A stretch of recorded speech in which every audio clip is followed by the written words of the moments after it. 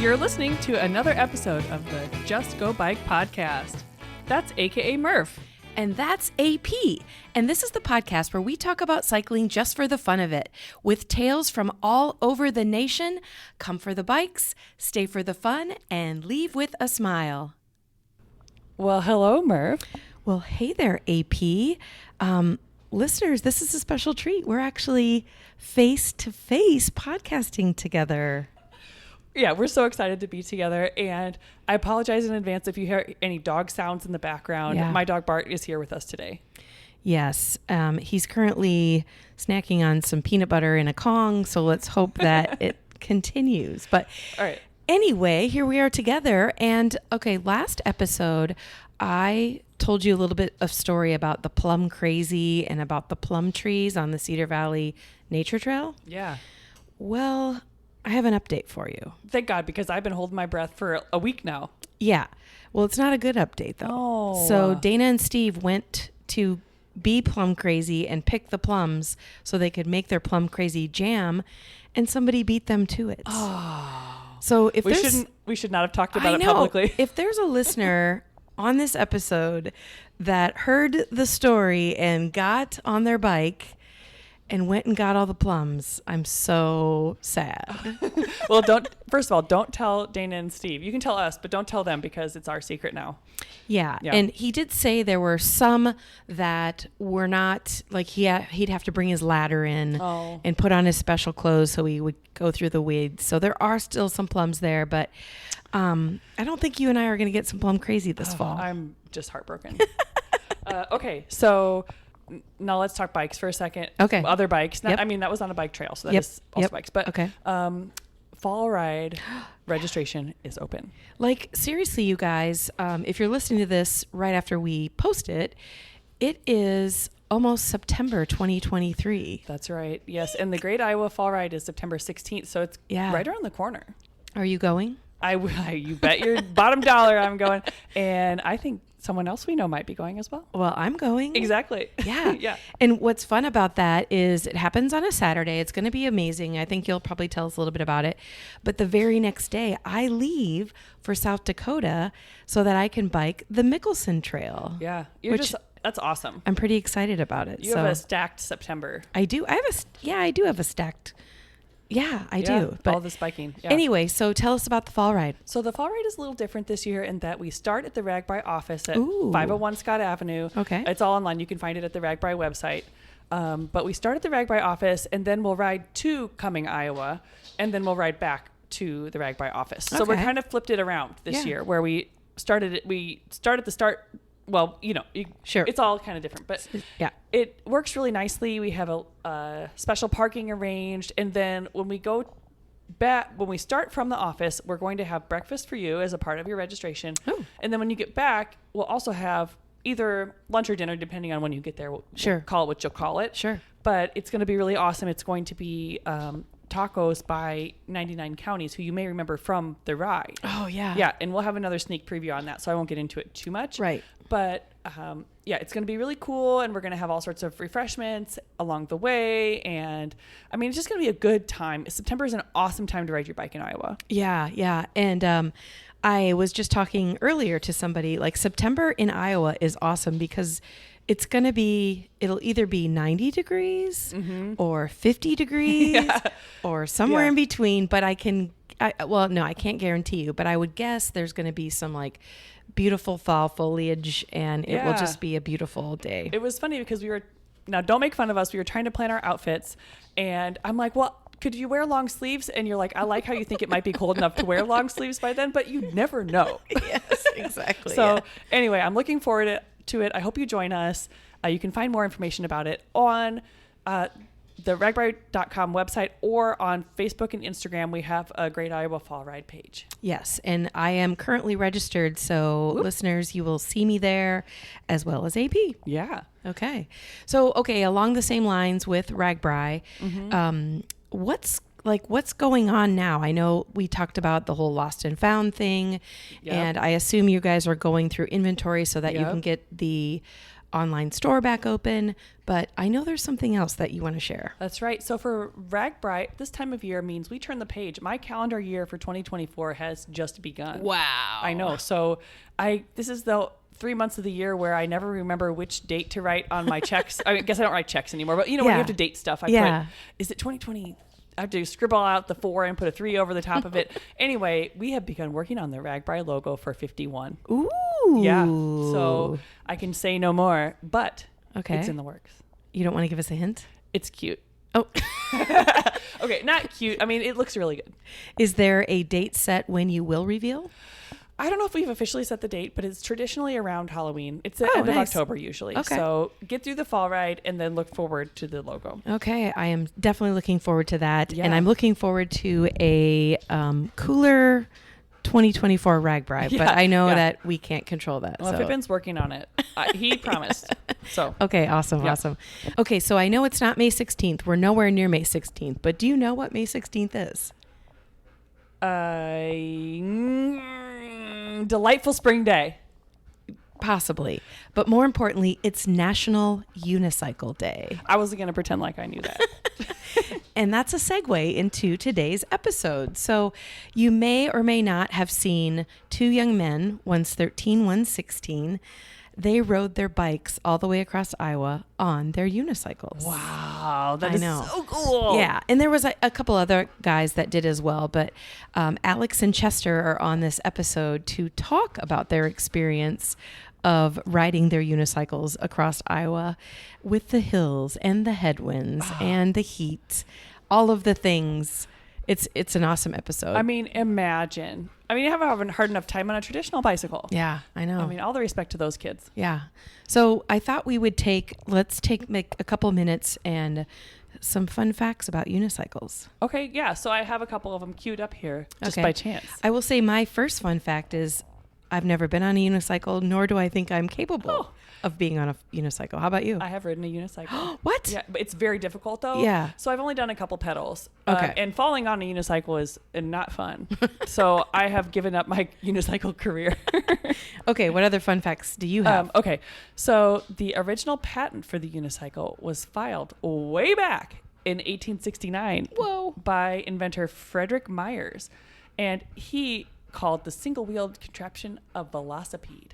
Ah. Yes. I did read that somewhere that it was not called a unicycle until many, many, many years later. Yeah.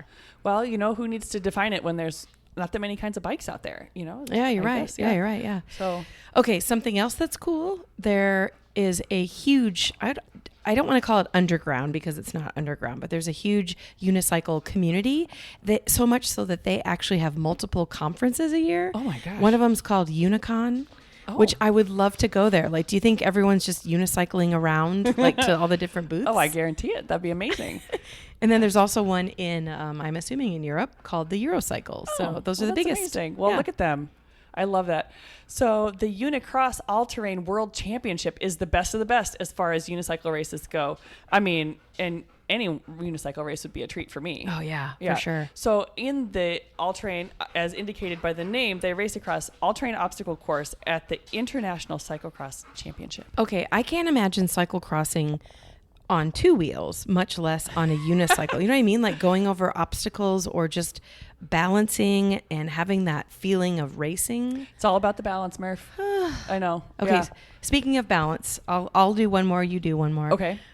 In 2003, there was a world record of the most consecutive unicycle backflips on a trampoline. Yeah. That's incredible. Some guy from Canada won. Like, how did you even think of that? I mean, I think there's a strong history between unicycling and the circus. So sure, I think, you know, they're kind of, all those elements, it's like somebody dumped them all in a pot and stirred it together. Yeah, I guess so. Yeah. So, okay, so my last fun fact is that the most teacups caught on your head while on a unicycle was Mr. Rudy Horn, a juggler extraordinaire, in 1951. So look, how many did he do? That record has stood for a long time. Yeah. He caught 6 teacups and saucers on his head. Oh, I can't even understand that because I can't even. I need to see a video. You almost of think that. it'd be easier to go saucer, cup. Yeah, but no. In fact, he alternated. So, but to top it all off, he flicked up a teaspoon with a sugar cube in it and caught them both in the teacup atop his head. This is mind blowing. Yeah. Wow. Well, okay. So I don't think Alex and Chester have made it to that point just yet. I think their trick is riding RAGBRAI. Yeah, I think so. Yeah. But as I said, they're 13 and 16. They are brothers. They rode every single mile on RAGBRAI. They have great stories. They were overwhelmed with how cool and friendly people were. It was pretty darn cool. Yeah, I can't wait to hear. And once you're done listening to this episode, be sure to check out their YouTube channel from Alex called The World of Unicycles. Yeah, he is really, really excited about his YouTube channel. And he's already gained a lot of listeners, or a lot of, what would you call that? A lot of viewers just since RAGBRAI is over. And we want to kind of kick that up for him. Well, yeah, now I have to share some of his videos. That's awesome. Yeah, and one of the videos was really cool. It's when he and his entire family pedaled the Katy Trail, and him and his brother did it on unicycles. And he said it was like in the spring, so it was freezing cold. So wow, that's awesome. Let's listen to the episode. All right, here we go.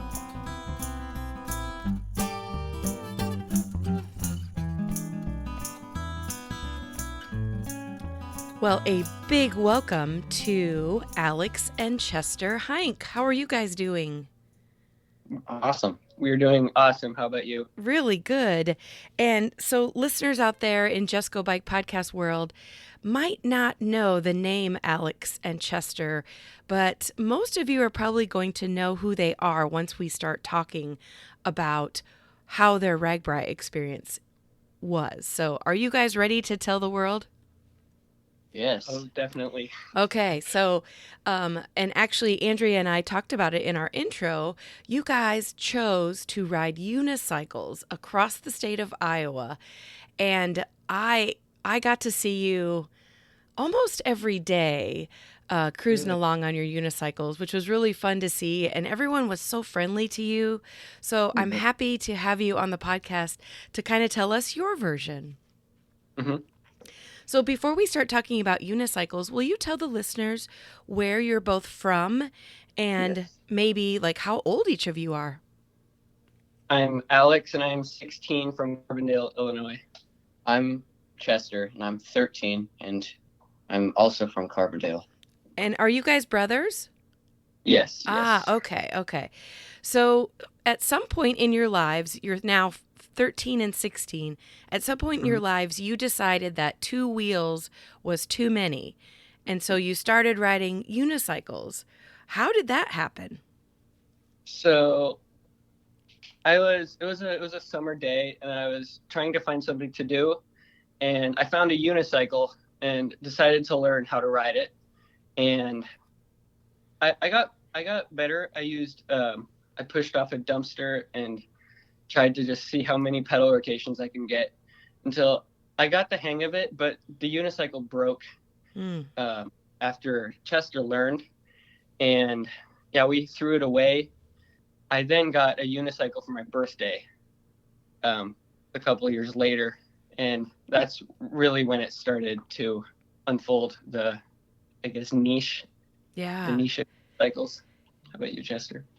Yeah, I learned just because Alex learned, and I used a mailbox and a curb, and I was the reason that it broke because I was riding it. Okay, so before the unicycle, before finding it, do both of you ride bikes, like normal, like 2-wheel bikes? Yeah. Yes. And obviously you enjoy it because for some reason you decided to pedal across Iowa. Yes. Well, there's a guy on YouTube. His name's Ed Pratt, and he's unicycled across the whole world. Oh wow! So that was a big motivation for RAGBRAI. It took him about 3 years. It was about 23,000 miles. Wow! And was he self-contained? Like he had his gear on his unicycle? Yep. Oh wow! So okay, I'm assuming you're now pros or semi-pros as far as the art of unicycling, but how does it work? Like, I don't understand how you can get on one wheel, balance, also exert enough energy to like go up hills or to go down hills, because I think it's a fixed gear, right? Yeah, it's Yes. some do have gears, but they're really, really expensive. There was one guy, his name was Kyle. He had a geared hub, so he could go really fast. This was at RAGBRAI. Yeah. Yes. Oh, yeah. I have a photo of him balancing his unicycle on his chin at the end of the week. So, and I think actually, as I was taking a photograph of him, somebody was yelling, "Way to go, Alex." And he said, "I'm not Alex." So that somebody was giving you guys a shout out as well. So, Yep. back to like, how do unicycles work? Like, what's your opinion on how they work? You use forward momentum mostly, and you have to just keep leaning forward to just keep it moving. If you lean back, it's gonna come out in front of you. And well, when you start, you don't focus on free mounting. Obviously, that comes a little later. It does take practice, especially with the bigger wheel, getting the free mount down. We do have a brake, so that can help on downhills, but I don't use it much because Alex crashed because he hit his brake too hard. And where's the brake located? How do you use it? Like right next to our handle. There's a big, a long handlebar coming out of the front, and it's just right under the seat, the brake lever. And I saw I saw you actually jumping on and off the unicycle, and it's kind of like you use that handle off the back to kind of just jump on it and start pedaling right away. Is that the best way to describe it? The bar on the back, it's for a pannier.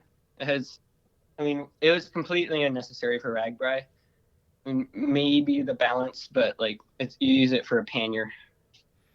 Oh, so sometimes do you have bags on there? We did one, but it was really hard to get on because it was just so heavy. The counterweight was just way off. Oh, sure, yeah. And when I mentioned that they're fixed gear, that means that you can't ever stop pedaling. Is that right? Yep. Correct. Yeah. So then what happens when you're going down those steep hills? Those are you have to be super careful, especially with the faster bikers. You have to get to the side. You have to lean back like crazy, holding the brake, unlike you. But you just really have to work against the pedals. It's actually easier going uphill than going down. Yeah.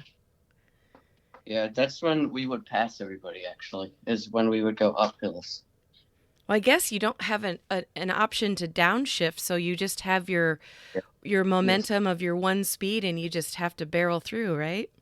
Yeah. Yes. It's almost like a treadmill, sort of. Oh, yeah. Okay. So if your feet stop on a treadmill, you most likely will fall over, crash. Okay. So same sort of thing. So give us an example of, some of those 80-mile days. Well, they were really, really hot. There were lots of hills. There was wind. Was your experience, do you think, different than people on two wheels? I would say, not really. You have to really be careful. Don't push yourself too hard in the beginning. Mm-hmm. I tried maintaining a 10-mile-per-hour speed, but frequent stops if it's like high heat. What day was that? I don't remember. It was like high 90s, and we stopped frequently for hydration. I would say just take it slow, but I wouldn't say it's too much different. I'm sure bikers would do the same. And did you have water on your bike, or did somebody else carry it for you? No, our mom and dad were on a tandem, and they were pulling a trailer, and that had all our water in it. I was carrying a backpack with like camera gear and water. Yeah, Alex did carry water, but I didn't. Okay, because I'm guessing, can you move around your upper body while you're pedaling? Yeah, a little. Okay. I mean, you can shift your torso if you just want to. I guess I could call it chill mode. Is when you stand straight up, you can't go as fast, but when you're leaning forward, it's another position. It makes you forward momentum, makes you go faster. Okay. Yeah. Because definitely when I'm on a long bike ride, I'm moving around. I'm either coasting or standing up a little bit or moving my arms or hands, or you certainly don't want your rear end in the same saddle position for Yes, yeah. all that time. So so it's pretty similar as far as you're just making it more challenging with one wheel. You can't really look back behind you. I found that pretty tricky sometimes. And you said you rode with your parents. Yes. And they were on a tandem? Yeah. Okay. So we had our parents. They were on a tandem pulling a trailer with our youngest sister, and we had our aunt pulling a pull behind bike. It's a half bike. You don't have to pedal to go. Mm-hmm. That's what she was pulling behind for a littler child. Like two of our siblings would switch off from a normal bike to that extension on our aunt's bike. Got it. Then we would have one sibling that he was just riding his own bike the whole time. Okay. So there was 9 of us. Oh, wow. So she is the super aunt. Say that again? She is the super aunt. She's everything. Excellent. Wait, are you saying she's the favorite aunt? Yes. Hopefully none of your other aunts are listening to this podcast, or you only have one aunt. They're all the best. Okay. So how did you go about training for RAGBRAI, which, we all know was about 500 miles of pedaling? Mm-hmm. So I trained 250 miles starting in the beginning of July. I did it mostly every day. I tried to do at least 10 or 15 miles consistently. And how about you? I didn't really train much, but in March we went on a ride in Missouri on the Katy Trail.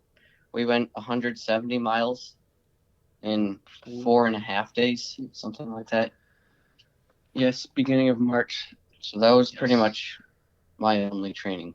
And were you on a regular bicycle or a unicycle for that? No, all on a unicycle. Oh, and the Katy Trail, for those that don't know, that's a rail trail that's been turned into a bike trail. So it's kind of like limestone, and parts of it are just kind of a grind. It's just a long, gradual uphill. Yes, and it was, you can make a whole conversation out of this. It was the beginning of March, so everything was closed, and it was like 35 degrees or something. Yeah, it was really, really cold. And so no one was out. Everything was closed, and so that made it definitely tricky. But I did the entire Katy Trail last fall, and it was also really, really cold, and also a lot of the businesses were closed, so I know exactly what you went through. And we camped, so some of those nights were really cold. Yes, we camped. We camped too. Yeah. But you probably had the scenery was probably better for you. Yeah. But you're right. It's just winter. Yeah. So back to RAGBRAI, was it what you expected? Sort of. I didn't really know what to expect my first time, but if you have the chance, go for it. It is. We would watch YouTube videos about it, and I thought it was pretty similar, but in my opinion, it was better than the videos. Oh, nice. It was way better than the videos. Well, tell us something, like some memorable moments. I have memorable moments of seeing you guys pedaling, but what are some of your memorable moments? Definitely Friday night. The whole storm. Oh, yeah. That was probably one of the top moments. Yeah. I met Ryan Van Duzer a couple times. That was amazing. That was really cool. If you don't know who he is, he's a YouTuber. He has about 150,000 subscribers. He bike packs everywhere in the world. But the people here, They just made the whole RAGBRAI experience. Yeah, it would give us so many comments. It was amazing. One day I tried counting them, and I got over 500 comments. Really? Yeah. Oh my gosh, that is so cool. That was day 2. So later in the week they wouldn't comment as much because they would probably already have seen us. So the first few days were where all the comments would flood in. Well, and probably by the end of the week, everyone was so hot they couldn't focus on making sentences at that point. The comments would usually die down later day because everyone's just grinding through the miles, wanting to get it done. Right. So, okay, when you think back from RAGBRAI, you're on your bike most of the day, but I'm guessing you may have stopped for food, snacks, all the stuff. Did you have any oh my gosh, I've never eaten this on the side of the road on my bike? Yeah. I've never had better pizza than Dang Bros Pizza. Oh, yeah. Especially when you're sweaty and hot. Man, that's the best pizza. And for those who didn't see Dang Brothers Pizza, they literally have a fire truck that they turned into a pizza oven, and they make it right there. So it's so cool. Yes, there was what was that, day 2 or 3, we had a breakfast burrito, which, oh man, it was the best. But I mean, everything just tasted so good because we were always really hungry. Yeah, that's a real thing. I think, people that hike call it hiker hunger, and then people who bike long distances call it biker hunger, where you just get to the point where you're burning through so many calories. You're like, I'll eat anything. There was, I can't remember the name of the smoothie place, but it was everywhere, and they were so delicious, so refreshing, and you had the option to get it every single town you go through. I can't remember what it's called. I know my favorite smoothie place was called Smoothie Revolution, and you could pick if you put protein in it or not, or a banana in it or not. And oh my gosh, I'm like you. Every time I saw that stand, I had to have one. Yep. Yeah, Mr. Pork Chop was pretty good. It wasn't quite as I was expecting. They need barbecue sauce. It would make it 10 times better. It was still delicious. Can you imagine if next year, because they heard you say that on the podcast, they now offer barbecue sauce? Please. It's called Chester.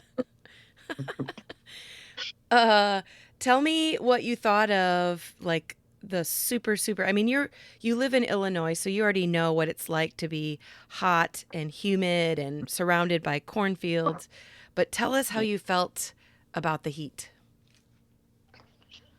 The heat was, you just had to try to do as much as you could in the beginning of the day so that you didn't have to do as much in the heat. But we all got really sunburned. That was definitely one of the biggest problems for us. Day 6 was probably the hottest out of all of the days. Mm-hmm.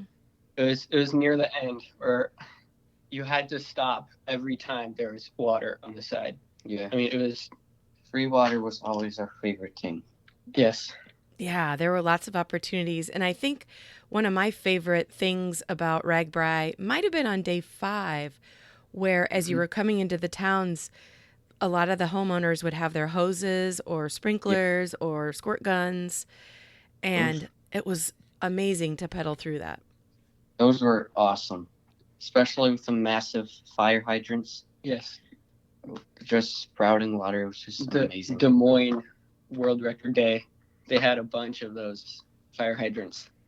Yeah, it was just squirting water. And what was nice too, and I don't know if it was intentional, but you could kind of choose to pedal through the water or go around it, which I chose to go through it every time. I was like, I don't care. It's either it's a nice mist or you're going to get completely soaked. Right. So one time, one guy had a water gun and he completely emptied on me on all my torso. It was insane. I was soaking. And were you guys camping or were you in homestays? Oh, we were always camping. we were camping. Yes. So On day 6, we did stay inside the school. That was the only time we didn't camp. It was because of the tornado. Yeah. Yes. Oh, because of the storm, yeah. And did that school have air conditioning? Yep. Yes. Oh, so you got a little bit of a break from the heat to do that. I don't know what I would choose is sleeping on a basketball court with air conditioning or a lawn with heat. Right. Yeah. A tough decision there. Yeah, yeah. And what about like the hills and the headwinds? Like it's a whole different experience on a unicycle. So I heard rumors that Iowa is flat and you're going to get the tail end. That was not the case. Every day you would get a lot of headwind, which was super tough to. I mean, it's like a normal bike. I think going into the wind definitely pushes you back. But for us, side winds are worse than on bikes. Oh. But yeah, the hills going down and going up consistently is extremely tiring, and just seeing that we did that was just actually crazy. The wind wasn't as bad for me. I didn't really pay attention to it much, and it just wasn't. There was a point where you just had to put your head down and just pedal right through Just it. just go for it. Yep. And tell us what you like. How did you feel when you started to, get to the end and saw the Mississippi River and knew that you were going to be done? It was day 7. We were still like 20 miles out, and I started to hear, "You're almost there." That was super motivating, but I did know that I still had a while. Yeah, when people say you're almost there, like 5 miles, it's like 20. So it's like way more than they say. I did a century ride one time, which is 100 miles, and there were people cheering, as you get towards the end, and they were like, "You're almost there, one more hill." And we literally had 3 more miles to go. And when you think you have one more hill to go, but really you have 3 more miles, I completely agree with you. Like 3 miles was a long 3 miles because in my head, I thought I was done. Mm-hmm. Yeah. But yeah, crossing the finish line and dipping your tire in the Mississippi.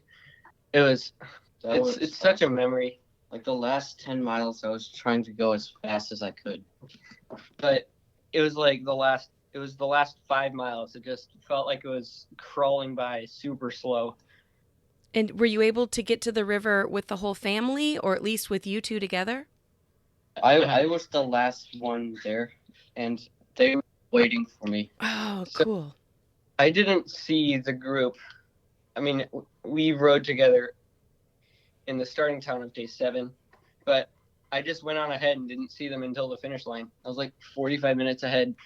So, yeah, I don't know how that happened, but...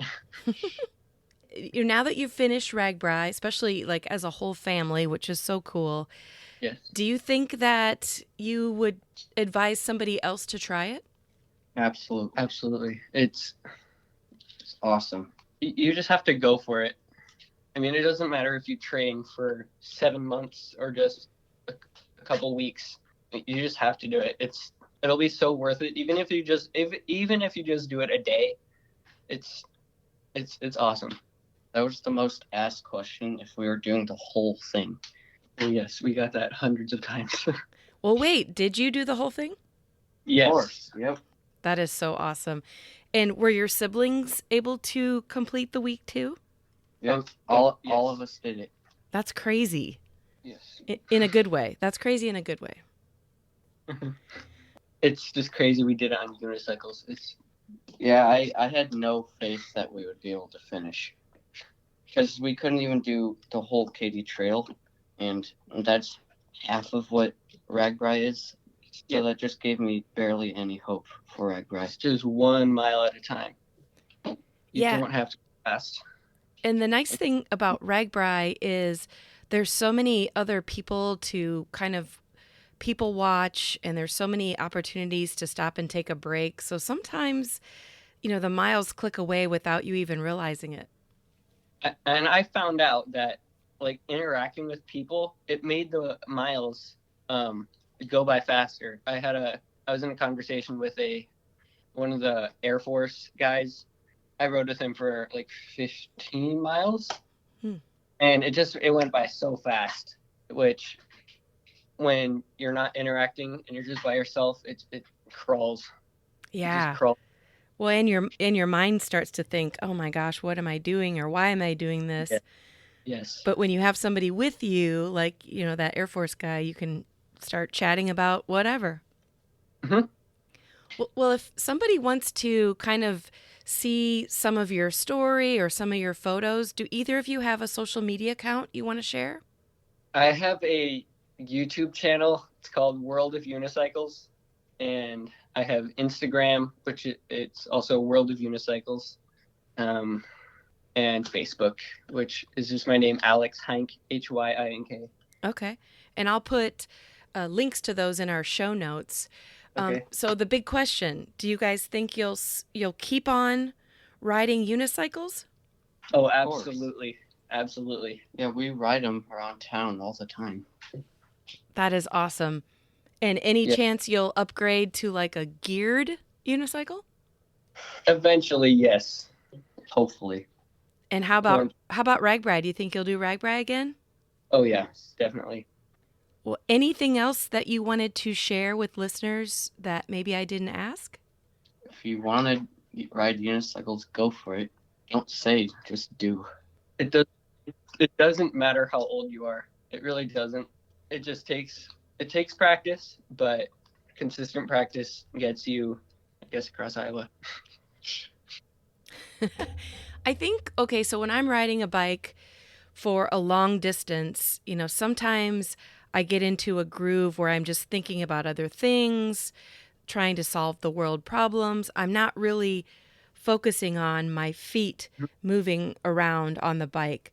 So do you guys have to really stay focused the whole time you're pedaling, or can you kind of start thinking about other things as well?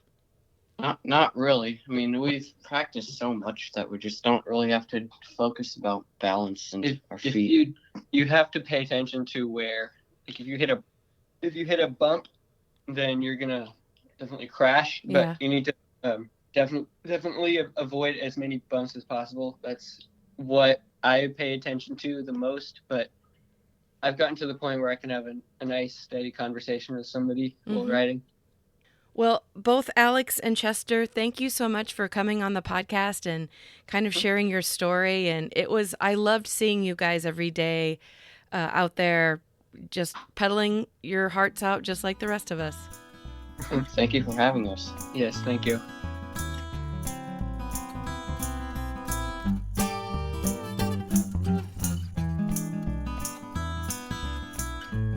Well, listeners, that is it for this week. We both want to thank you for tuning in to listen to the Just Go Bike podcast.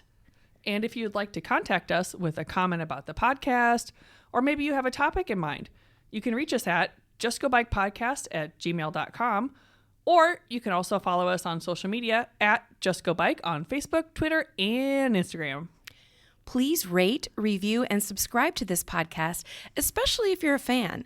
And if you have any extra time, pop on over to the Murphology podcast for more bike adventure interviews. All right, that's a wrap. We'll be back next week. Until then, just go bike!